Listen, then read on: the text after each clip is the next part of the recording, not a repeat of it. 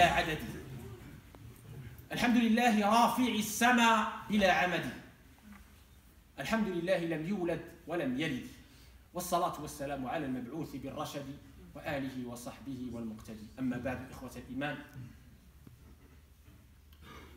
نستقبل اليوم سنة جديدة 1439 محرم الحرام شهر الله الحرام رمضان الذي هو الفرد شهر الله الحرام محرم. Je disais, nous accueillons une nouvelle année, 1439 de l'Hégire, mois sacré de Muharram. Pendant ce mois, tout ce mois sacré de Muharram, il est méritoire et non obligatoire d'y jeûner. Et notamment Ashura, c'est-à-dire le 10e jour de ce mois-là, et si on peut effectivement ajouter le 9 ou le 11, c'est mieux. Mais il n'y a aucune obligation, je le répète.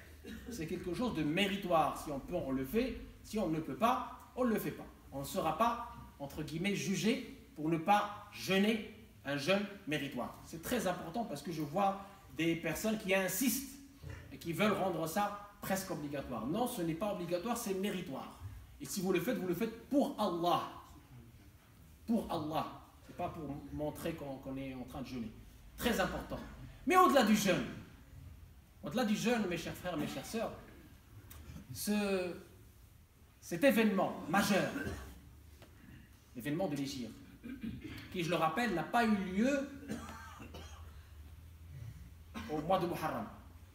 Le prophète est sorti de chez lui le 27 Safar, c'est-à-dire le 2e mois du calendrier lunaire hégirien, et il est arrivé à Médine le 12 Rabi' al-Awwal, c'est-à-dire le 3e mois du calendrier hégirien.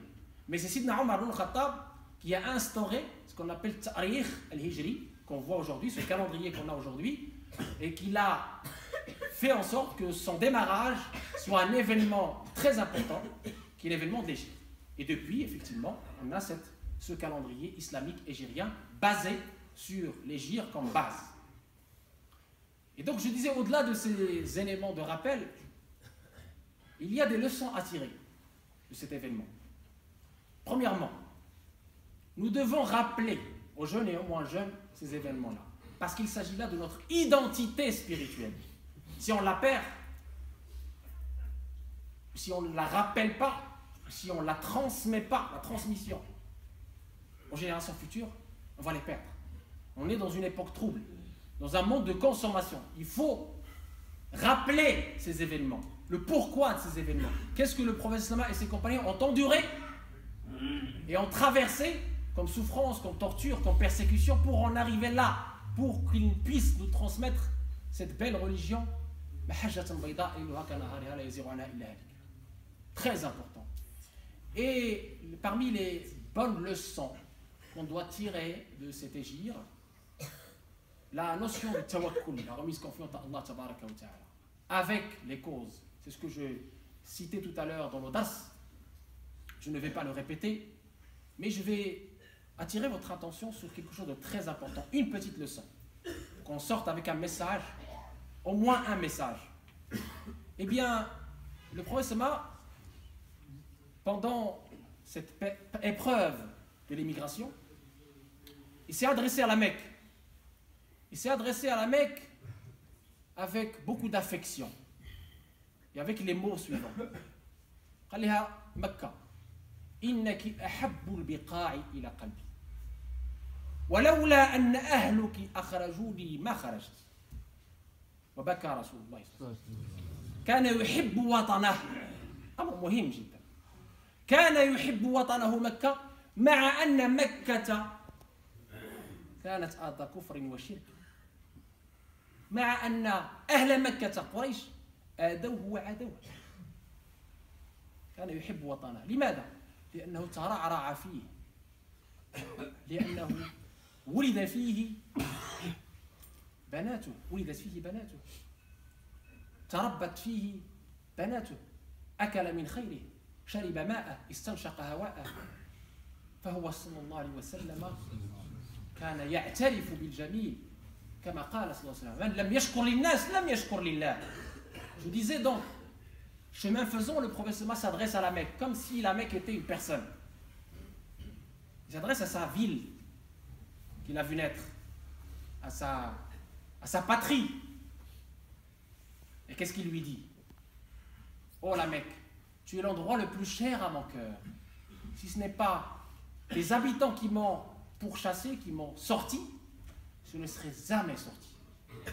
Et Allah tabaraka wa ta'ala va l'installer dans un endroit encore, Inch'Allah, meilleur pour Allah tabaraka wa ta'ala. Inna alladhi farada alayka al-Qur'an radduka ila ma'ad, il va revenir victorieux plus tard dans ce qu'on appellera la conquête pacifique de la Mecque. Eh bien, qu'est-ce qu'on doit déduire de cela?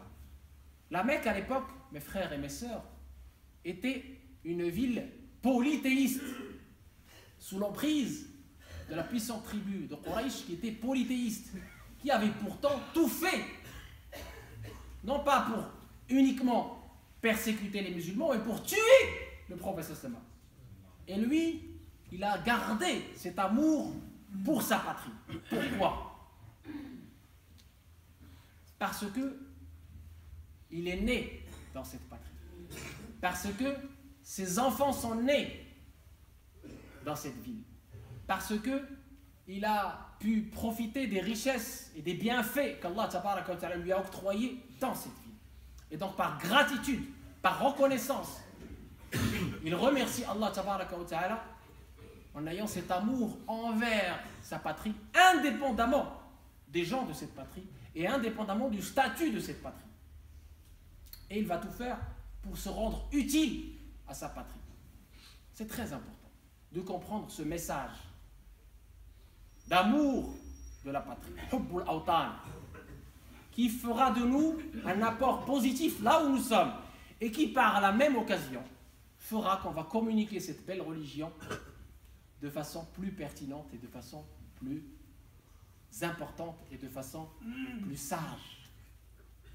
إنها من دعوة الإسلام أن تحب وطنك وأن تسعى لخدمة وطنك وأن تسعى لنفع وطنك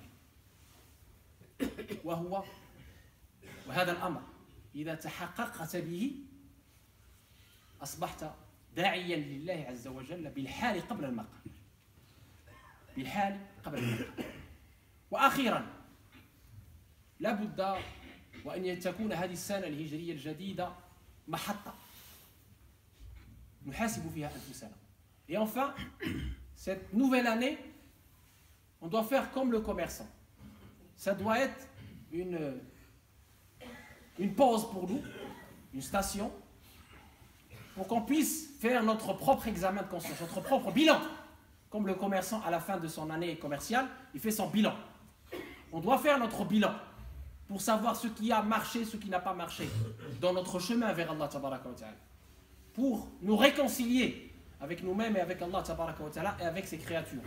Et donc, l'examen de conscience, nous améliorer, avoir un message positif pour l'année suivante, Inch'Allah. اللهم يا ارحم الراحمين يا رب العالمين آت نفوسنا تقواها وزكها انت خير من زكاها انت وليها ومولاها. اللهم لا تدع لنا في مقامنا هذا ذنبا الا غفرته ولا هما الا فرجته ولا مريضا الا شفيته. واحد الاخ راه سالنا الدعاء لانه عنده الورم الخبيث كالله تبارك وتعالى له جيريس. اللهم انه يا رب يستجير بك في هذا اليوم المبارك السعيد. اللهم شفيه شفاء تاما كاملا لا يغادر سقما ولا يبقي الما يا ارحم الراحمين.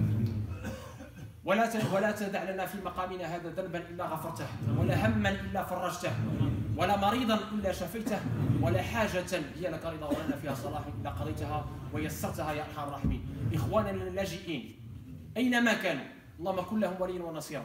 اللهم فرج كربهم.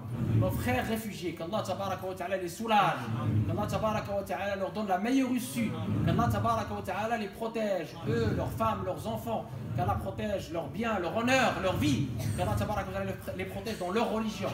نحفظهم في دينهم في أموالهم في أعراضهم في أموالهم في أنفسهم في بناتهم في زوجاتهم في دينهم يا أرحم الراحمين. اللهم يا أرحم الراحمين مكنهم يا أرحم الراحمين إنك أنت على كل شيء قدير وبإجابة جدير. اللهم أمة سيدنا محمد ارحمها، أمة سيدنا محمد أعد لها يا أرحم الراحمين عزها وسؤددها. أمة سيدنا محمد اللهم وفقها لما تحبه وترضاه. اللهم يا أرحم الراحمين أصلح ذات بينها، ألف على الخير قلوبها، وحد صفوفها يا أرحم الراحمين. ادفع عنها الفتن ما ظهر منها وما بطن، ادفع عنها الفتن وارفع عنها الفتن ما ظهر منها وما بطن. كلما اوقدوا نارا للحرب اطفاها الله، اللهم اطفئ نار الفتن في مشارق الارض ومغاربها، اجعل بلدنا امنا مطمئنا وسائر بلاد المسلمين، اجعل بلادنا بلاد الدين وراحه المحتاج والمسكين. يا شفيق يا رفيق ارفع عنا كل ضيق، ولا تحملنا ما لا نطيق، ولا تحرمنا ونحن نسألك، ولا تعذبنا ونحن نستغفرك.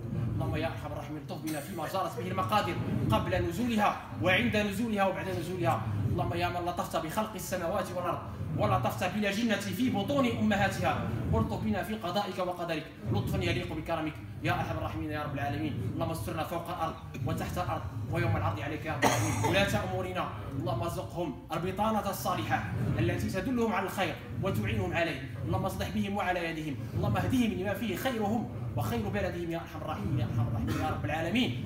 يا ربي واختم لنا بالخاتمة التي ختمت بها لأنبيائك وأصفيائك وأوليائك، وصلوا وسلموا على من أمرنا بالصلاة والسلام عليه، سيدنا وحبيبنا وشفيعنا وطبيبنا وقرة أعيننا محمد بن عبد الله رسول الله وآله وصحبه.